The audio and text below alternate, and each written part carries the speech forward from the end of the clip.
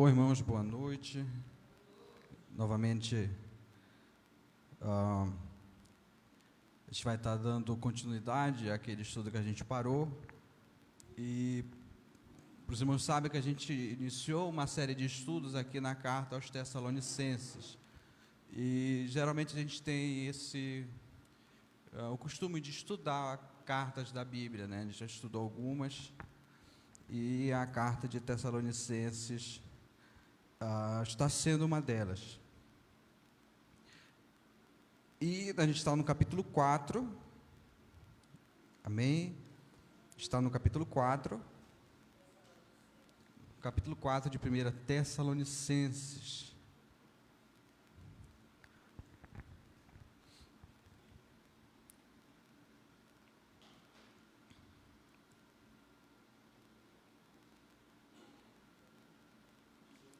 Amém?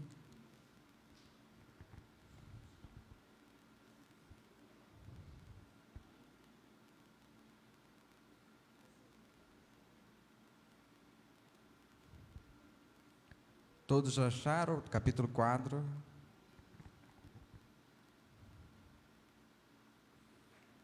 Amém? Capítulo 4. A gente vai dar...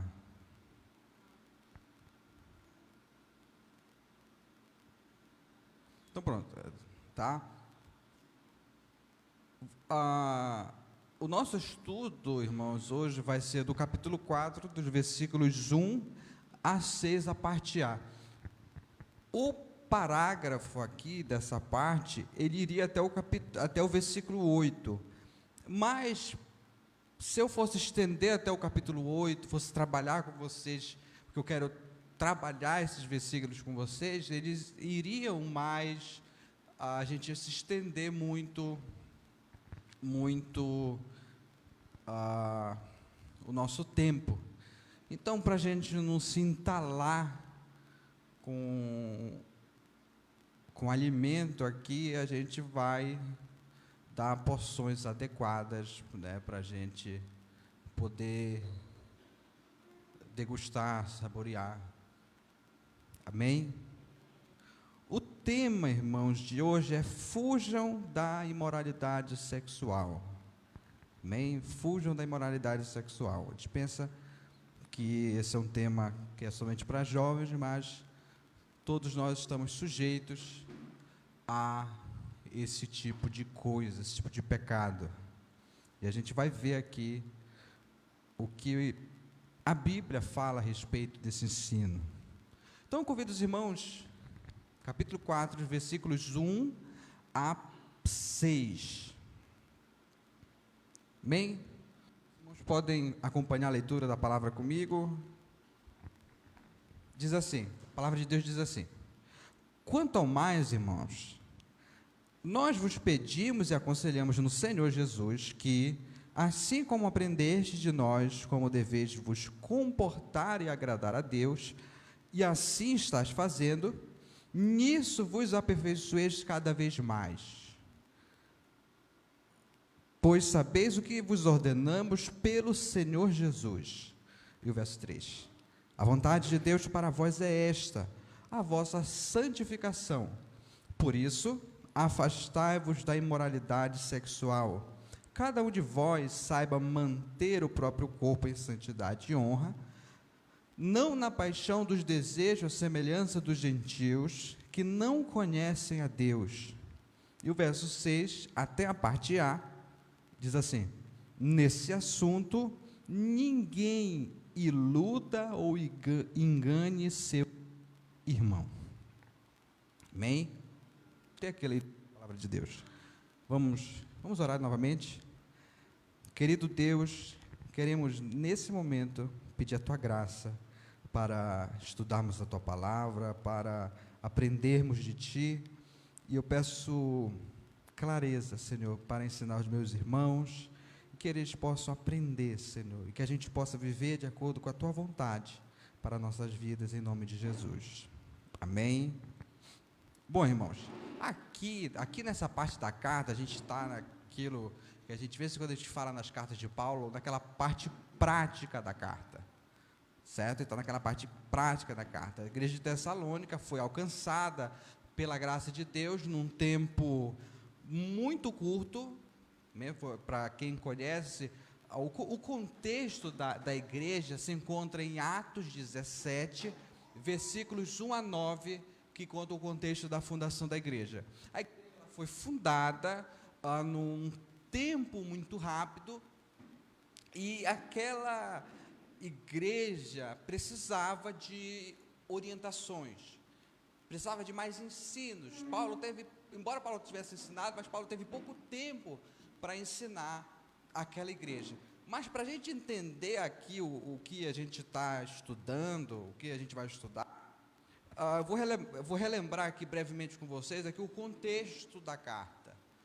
Amém? O contexto da fundação da igreja de Tessalônica. Amém? E para quem lembra, a gente já estudou isso na introdução da carta, vira e mexe eu venho relembrando com vocês. Paulo, ele chega vindo da cidade de Filipe, né, para onde ele escreve a carta à igreja de Filipenses. Ele vem da cidade de Filipe, está em Atos 16, e de lá ele passa por algumas cidades e chega à cidade de Tessalônica. Lá ele chega, prega numa sinagoga, nos sábados, por volta assim, de aproximadamente um ou 2 meses, mais ou menos. Bem, lá ele chega, ele planta uma igreja, algumas pessoas se juntam à comunidade da fé, e elas são batizadas, são ensinadas, mas só que Paulo e seus companheiros, eles têm que fugir da cidade de Tessalônica para outro local, exatamente porque eles estavam sendo perseguidos.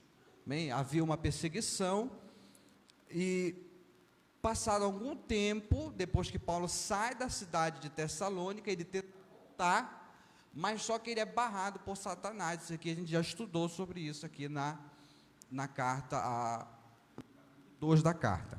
Ele tenta voltar. Mais uma vez que ele não consegue voltar, o que é que ele faz? Ele envia Timóteo para ir no lugar dele como representante. Ele envia Timóteo ele vai até a igreja de Tessalônica, e Timóteo regressa, Timóteo volta novamente onde Paulo estava, que era na cidade de Corinto, onde ele escreveu essa carta, e ele traz boas notícias para Paulo. Aquela jovem igreja que Paulo estava muito preocupado com ela, a gente viu isso também no capítulo 3, Paulo estava muito preocupado com ela, Timóteo volta trazendo boas notícias. Aqueles irmãos que estiveram pouco tempo com Paulo, estavam firmes na fé, apesar da perseguição que eles estavam sofrendo, eles estavam firmes na fé, e que eles estavam firmes no amor, e que eles amavam Paulo e sentiam saudades de Paulo. E isso, irmãos, para quem lembra, isso alegrou o coração de Paulo. Tudo isso que eu estou falando, irmãos, está no capítulo 3, tá, da carta. Amém? Tudo está no capítulo 3, em casa, os irmãos quiserem ler em casa. Então Paulo, ele fica feliz, ele fica contente com isso. Mas só, irmãos, que havia alguns assuntos que precisavam de esclarecimento, ou como diz o verso 10, havia alguns pontos que Paulo queria suprir, que faltava da fé deles. Amém? Queria suprir. E um desses pontos que faltava eles aprenderem um pouco mais, era justamente na questão sobre a sexualidade. Amém? Os irmãos conseguiram entender essa parte? Amém? Conseguiram entender? Então, irmãos, tendo isso em mente, eu vou destacar alguns pontos que o texto nos mostra, que é o seguinte: o primeiro deles, irmãos, é que enquanto Paulo esteve com eles na sua primeira viagem, Paulo os ensinou. Amém? Paulo os ensinou. O verso 1 diz assim: quanto ao mais, irmãos, veja o verso 1 aqui. Amém? Diz assim: quanto ao mais, irmãos, nós vos pedimos e aconselhamos no Senhor Jesus que, assim como aprendestes de nós,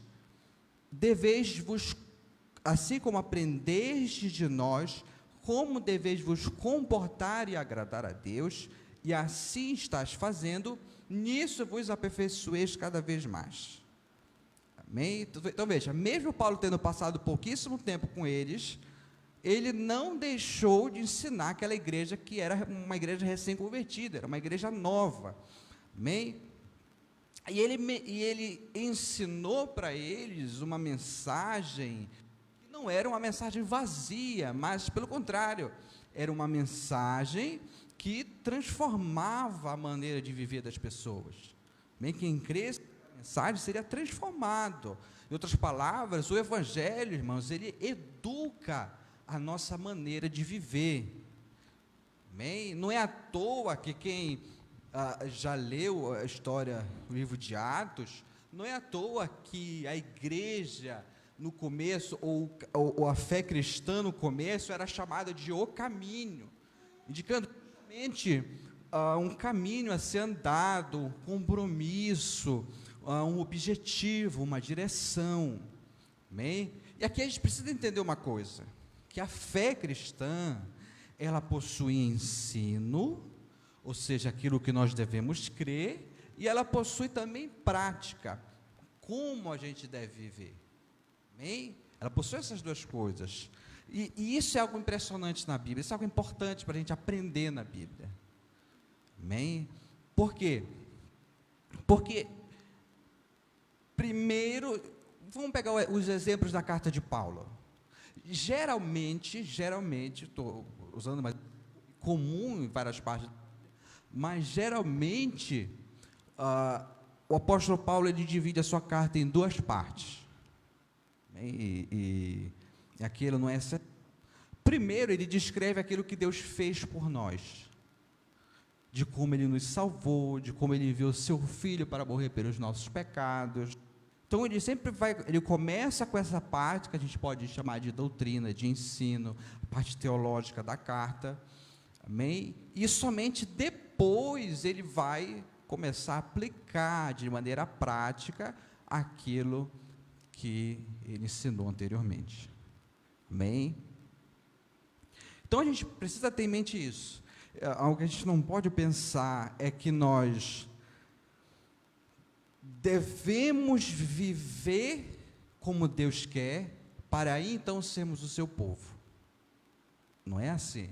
A gente não vive primeiro como Deus quer, para depois somente nós sermos chamados de seu povo. Não, pelo contrário. Primeiro Deus nos salva, primeiro Deus nos chama de seu povo, e depois ele vai dizer, olha, essa é a melhor maneira que vocês têm para viver. Primeiro ele salva, e depois ele diz qual é a melhor maneira para viver. Um exemplo, irmãos, aqui, não estava, mas quem quiser abrir comigo é em Êxodo, amém? Quem quiser consultar Êxodo aí, 20, Êxodo 20, os 10 mandamentos, para você entender o que é que eu estou falando. Se a gente for olhar, assim, a olho rápido, em Êxodo 20, a gente vai pensar, não, olha, está aqui, Deus, ele dando um monte de mandamento para a gente obedecer. E onde é que está a graça dele aqui? Certo? A gente observa, a gente pode pensar de maneira. Aí a gente vai ver a graça de Deus. Veja, primeiro é a manifestação da graça, para depois Deus dar os mandamentos. Certo? Primeiro a manifestação da graça, para depois Deus dar os mandamentos. Veja só, Êxodo capítulo 20. Então Deus falou todas essas palavras. Eu sou o Senhor teu Deus, que te tirou da terra do Egito, da casa da escravidão. Veja, primeiro a graça. Eu sou o teu Deus, que te tirou da terra do Egito, da casa da escravidão. Ou seja, sou o Deus que salvou vocês, que redimiu vocês. Então, com base no que eu fiz por vocês, aí entra, não terás outros deuses além de mim. E aí por aí vai até o 10º mandamento. Sempre lembrem disso. Primeiro, Deus demonstra a graça, nos salva o pecador, e então Ele vai dizer como o pecador deve viver, aquela pessoa que ele salvou deve viver. Amém?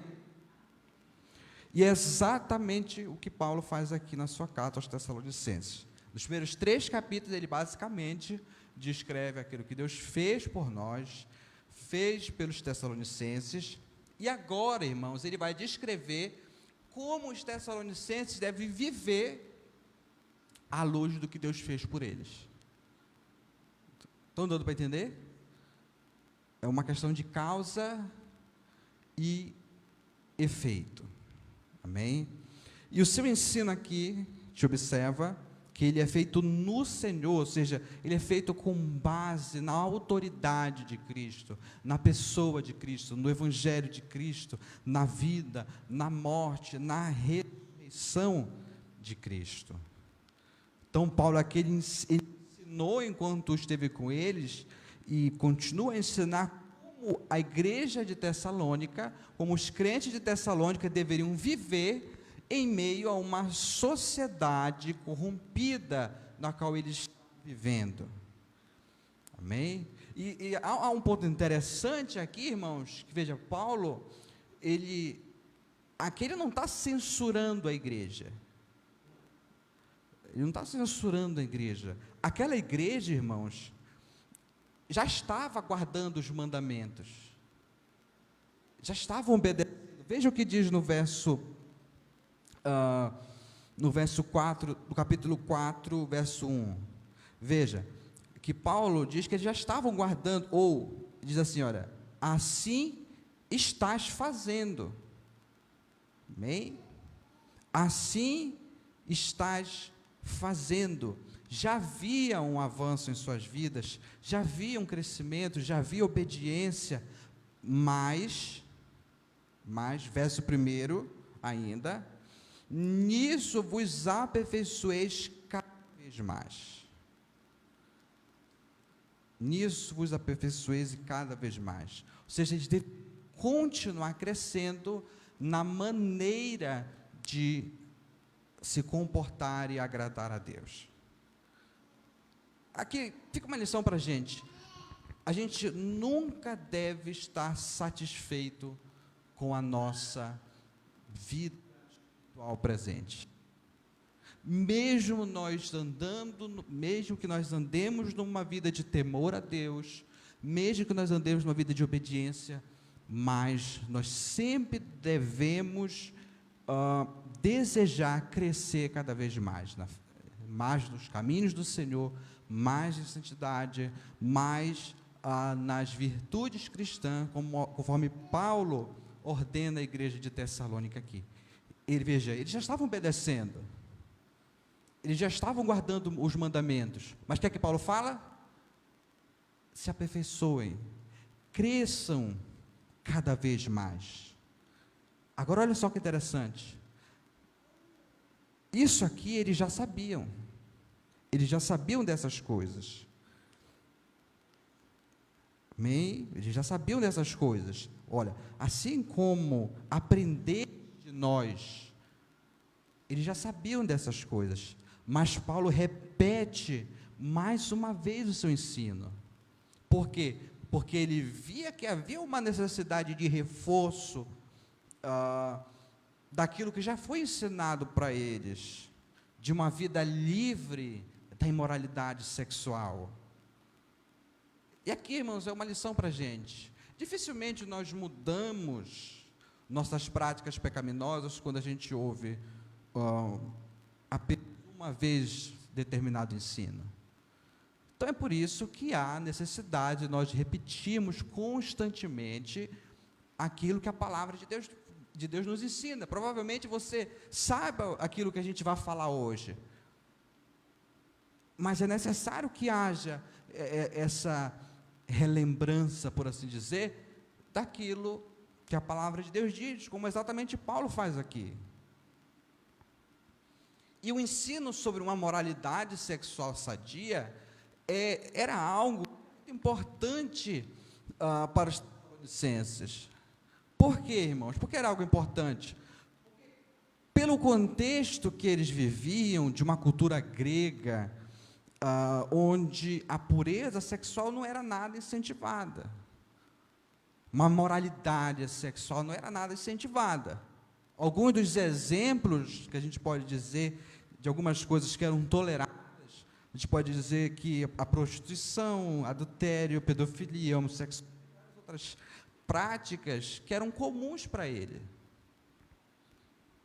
Práticas eram toleradas, tinha a questão das prostitutas cultuais, que eram sacerdotisas em templos pagãos, onde mantinham relações sexuais com os adoradores. Tudo isso era tolerado, era algo comum entre eles.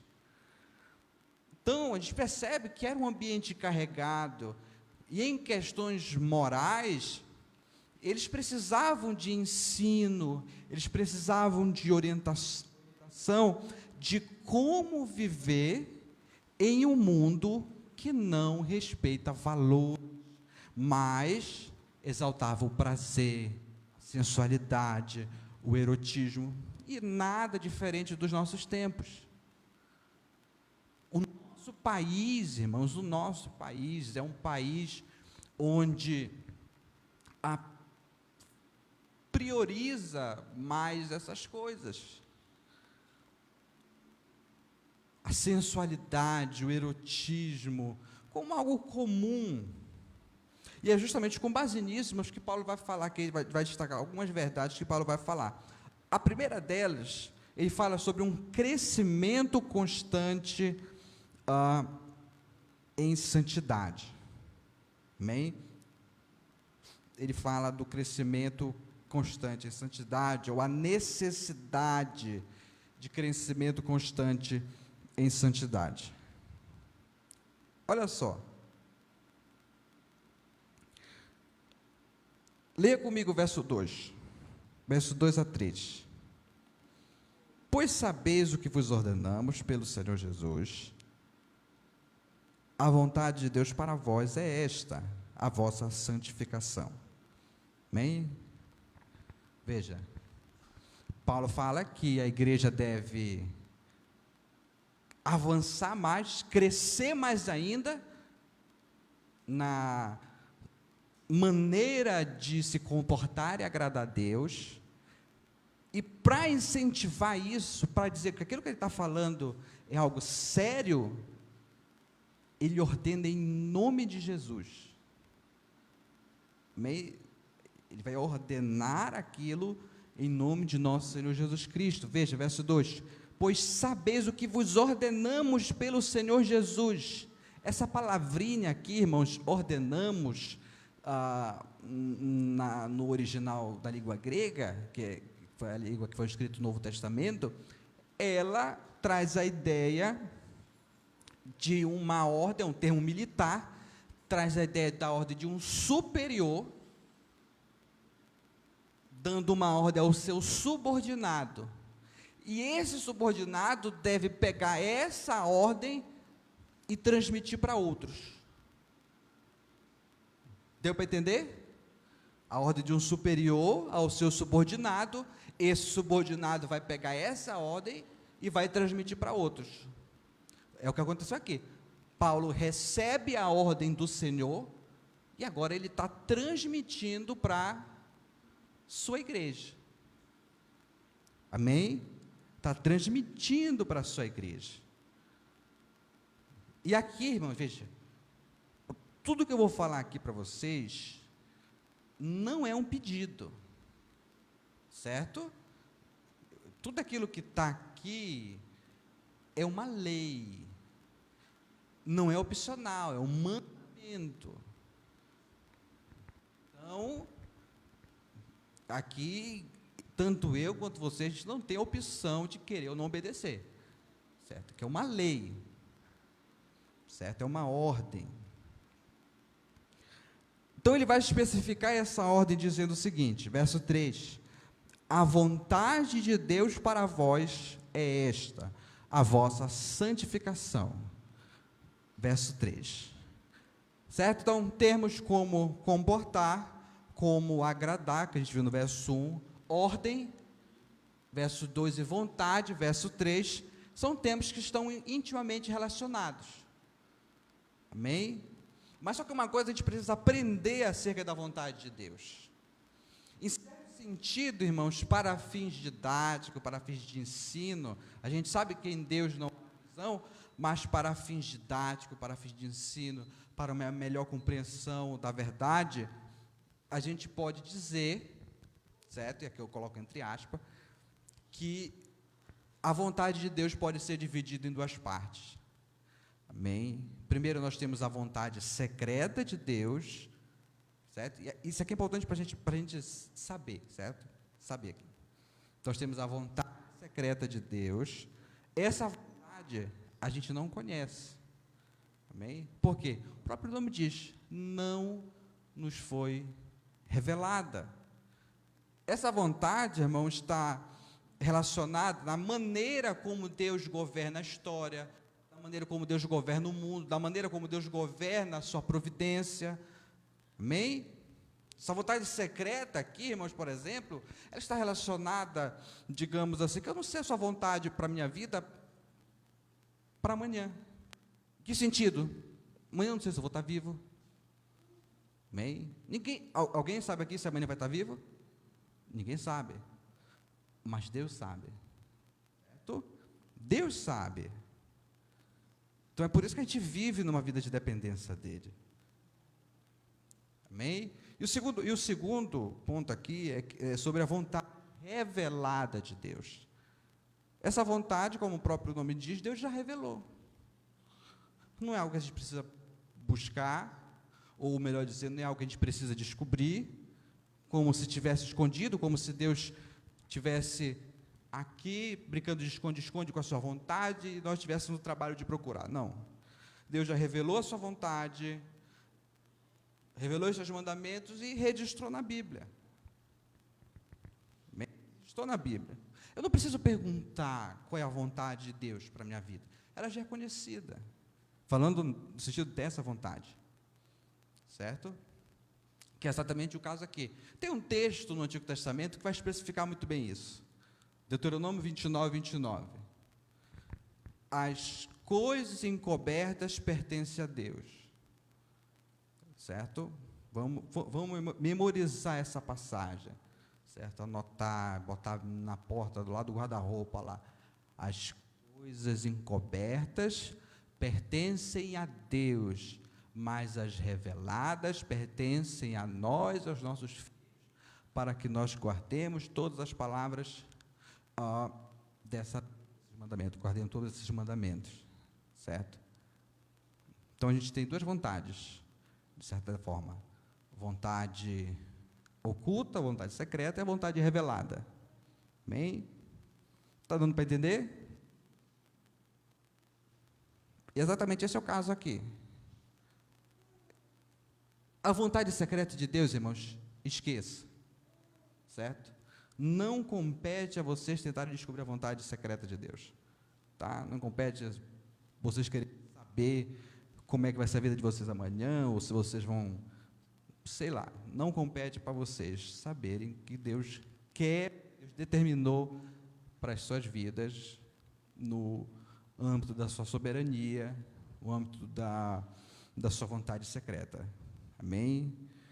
Não compete a nós saber, mas nós temos a vontade de revelar a Deus. E é exatamente esse o caso aqui.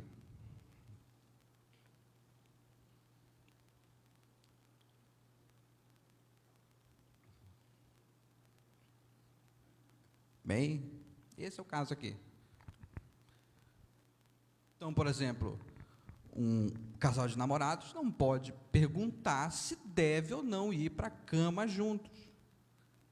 A Bíblia já fala que não. Amém?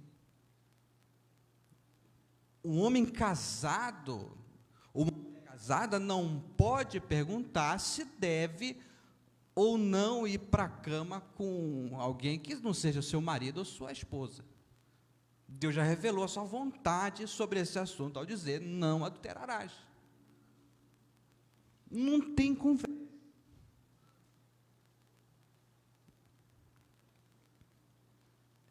E a vontade de Deus aqui, irmãos, para o seu povo é o seguinte, veja o verso 3, qual é a vontade de Deus para o seu povo? A vossa santificação. A gente já estudou sobre isso naquele estudo sobre vocábulos de Deus, que eu acredito que os irmãos devam ter prestado bastante atenção, de modo que talvez eu não precise repetir, mas eu vou repetir novamente a definição. Santificação, de uma maneira bem simples, traz a ideia, ou melhor dizer, é um processo na qual nós nos livramos cada vez mais do pecado e manifestamos mais em nossas vidas o caráter do Deus Santo ao qual nós servimos. Aí Paulo vai especificar agora em 3 pontos sobre o que ele quer dizer viver de uma maneira santificada, viver de uma maneira em santidade. Primeiro, verso 3, ele diz que viver em santidade significa se afastar de toda imoralidade sexual. Lembrando, irmãos, que o Novo Testamento ele foi escrito na língua grega, certo? Aí Paulo vai dizer o seguinte: por isso, afastai-vos de toda imoralidade sexual.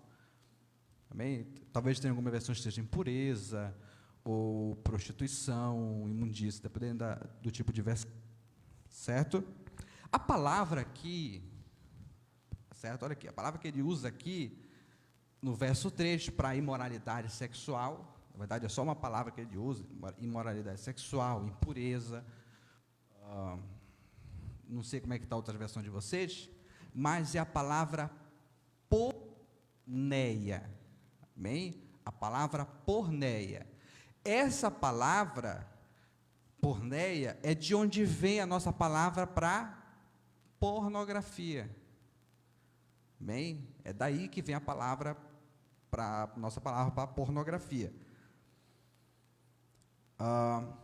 Então, o sentido dessa palavra, o significado básico dessa palavra é toda e qualquer relação ou prática sexual antes ou fora do casamento.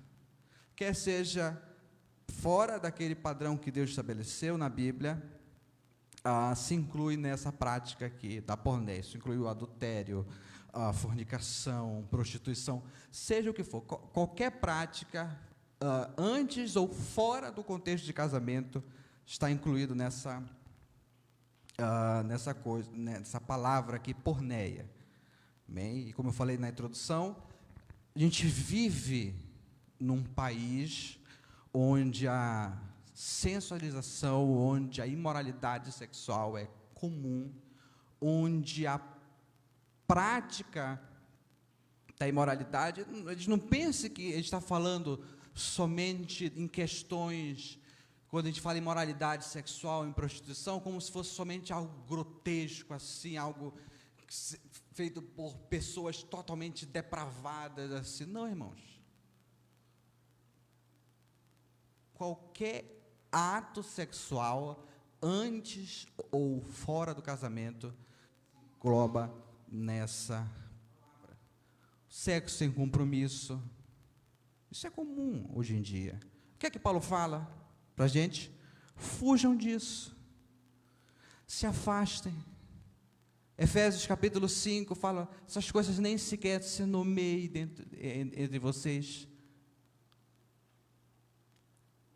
Colossenses fala que sobre tais pessoas vem a ira de Deus. Gálatas capítulo 5 fala que tais pessoas não herdarão o reino dos céus. Tudo isso a gente vai ver, irmãos, lá para frente, quando a gente vê as razões de nós abandonarmos a imoralidade. Mas só para a gente ter uma ideia aqui.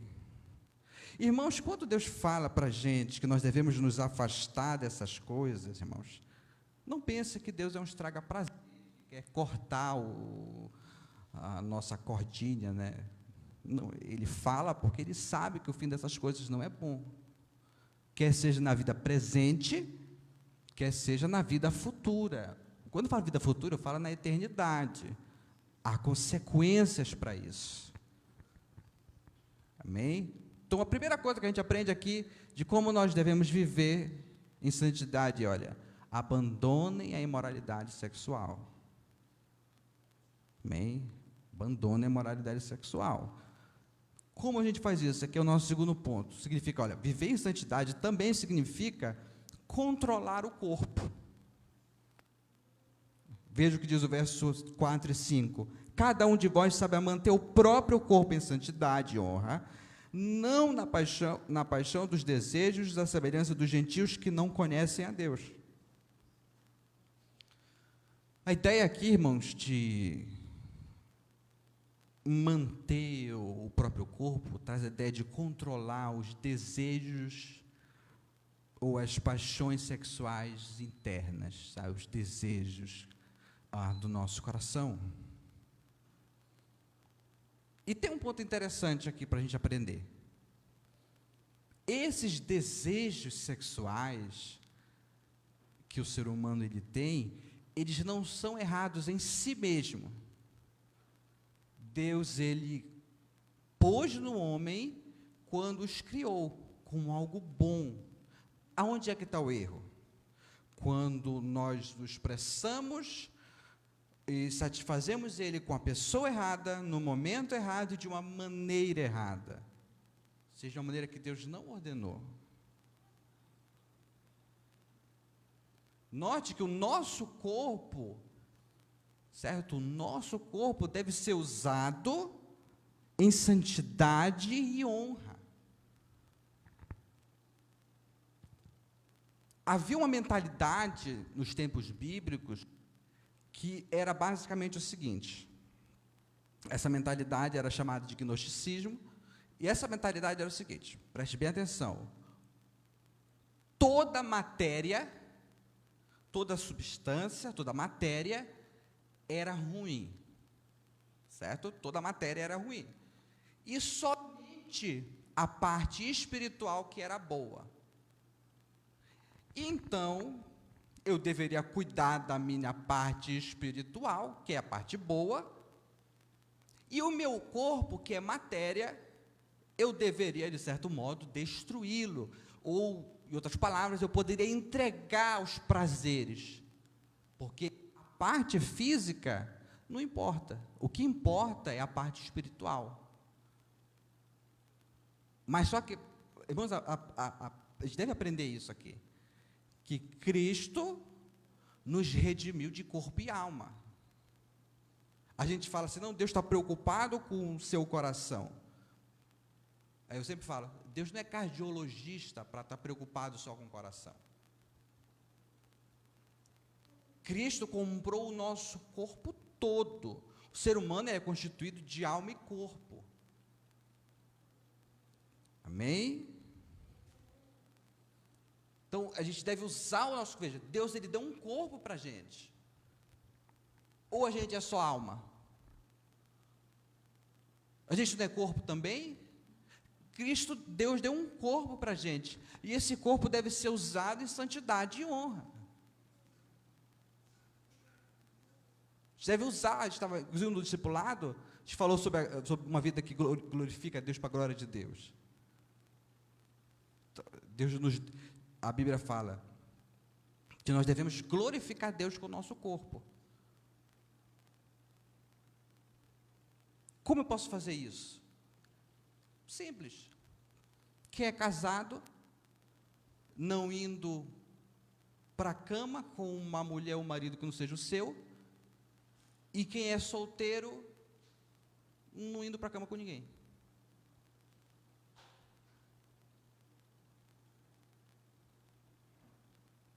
É isso que a gente precisa aprender. Então ele vai dizer como é que nós devemos controlar o nosso corpo. Ele diz o seguinte, verso 5, olha: A gente controla o nosso corpo não nos entregando às paixões dos desejos, à semelhança dos gentios que não conhecem a Deus. Agora pare e pense um pouquinho. Quando você está no meio dos seus amigos, no meio dos seus vizinhos, no meio dos seus familiares, que não, usando o termo aqui, que não conhece a Deus, ou talvez, como a gente costuma falar, não aceitaram Jesus como seu Salvador, como é que você fala entre eles? Qual é o linguajar? Como é que você age entre eles? Na faculdade, no trabalho? Como é que você é o mesmo quando você está entre os seus amigos que não conhecem a Deus, que não aceitaram Jesus como seu Salvador? Você fala como eles? Se eles estiverem conversando algo imoral, vocês se juntam ou vocês se mostram por uma vida de diferença, pelo fato de vocês servirem a Deus? E um fato importante, se vocês não sabiam, mas agora vocês vão estar sabendo, é que Deus cobrará muito mais daqueles que conhecem a sua vontade do que daqueles que não conhecem. Então, pelo fato de hoje vocês estarem sabendo a vontade de Deus, se vocês não sabiam, hoje vocês estão sabendo, Deus vai cobrar muito mais de vocês do que aquelas pessoas que não conhecem. A quem muito é dado, amém? Muito será cobrado.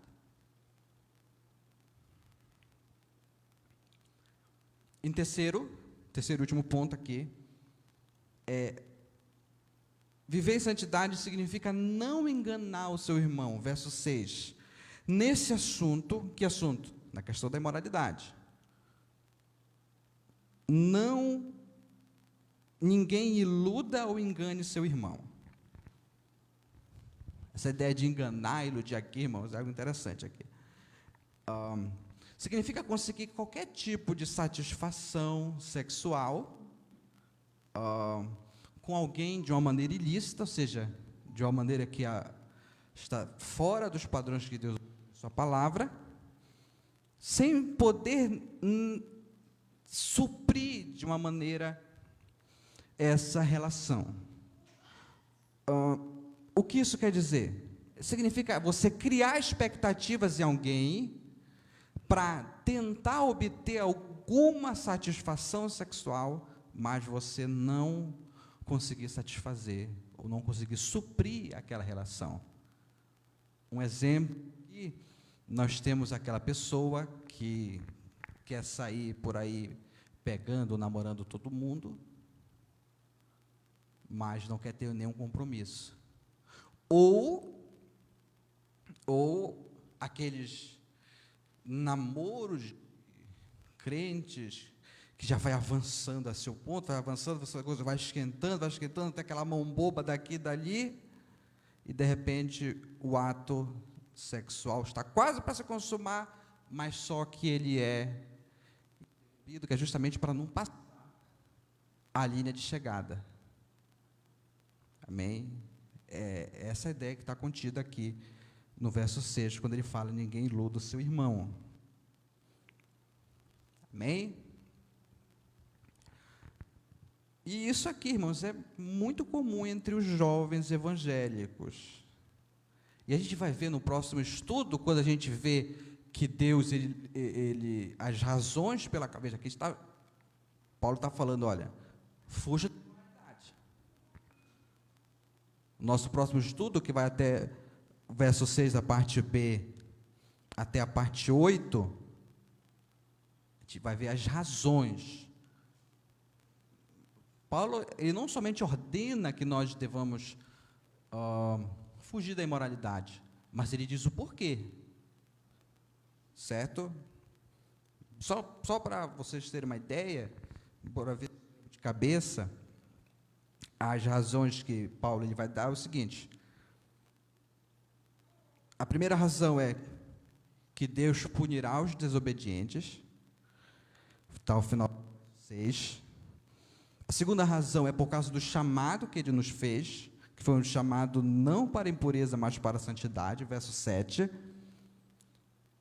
A terceira razão é que quem rejeita essas coisas, ou seja, esse mandamento de fugir da imoralidade, não rejeita homens, mas rejeita Deus.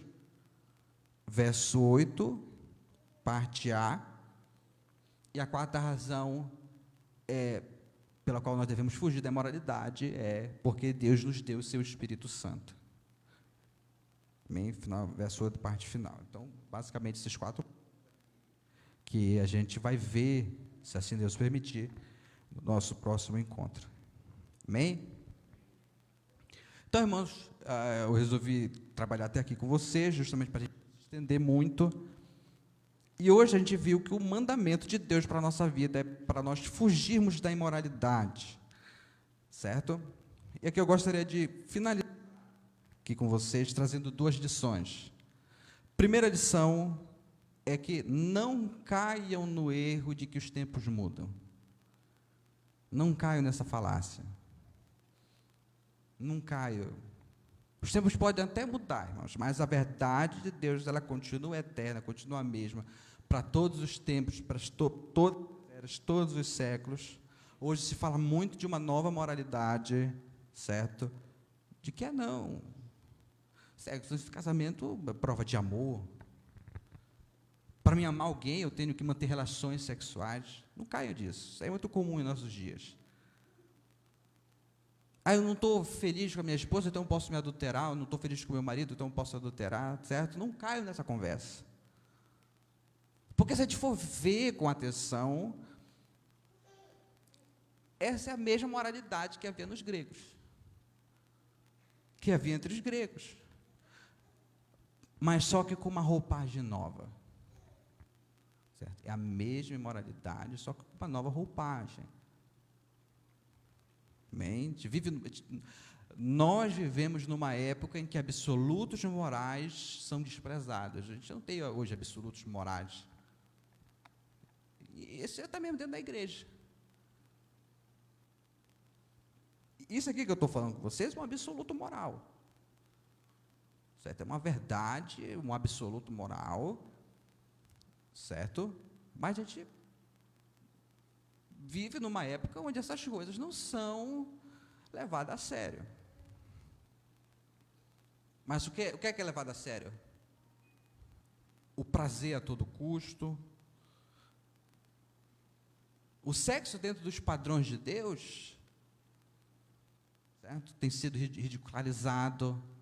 Hoje em dia, um jovem ou uma jovem que queiram se casar virgem é zombado. É ou não é assim? Então, para que ele não seja chacotado, para que ele não seja ridicularizado, então ele vai lá e se entrega às paixões sexuais pelo mero prazer. Amém? Então, não caio nesse erro aí, não caio nessa falácia, nesse falso pensamento, que não tem nada a ver com a vontade de Deus, não caio nessa ideia de que os tempos mudaram. Certo? Eles podem até ter mudado, mas a vontade de Deus permanece a mesma. A mesma vontade que era para os Tessalonicenses, é a mesma vontade para a gente. Tenham isso em mente. E a segunda, irmãos, e última lição, é que a imoralidade sexual, ela não é um pecado imperdoável. O único pecado imperdoável é a blasfêmia contra o Espírito Santo. Amém. Então, aqueles que vivem na imoralidade ou na prática da imoralidade sexual, conforme os termos que a gente viu hoje aqui, abandone o pecado. Busque o perdão de Deus, porque Deus ele é misericordioso, Deus ele vai perdoar. Deus ele vai perdoar. Mas busque o perdão e busque viver uma vida que agrade Ele. Nessa área também.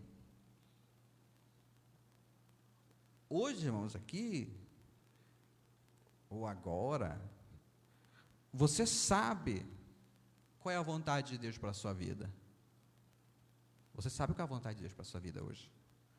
Agora não tem mais desculpa. Agora é tarde demais, você já ouviu. Agora não tem mais, agora você já sabe a vontade de Deus. Qual é a vontade de Deus para a sua vida? A sua santidade.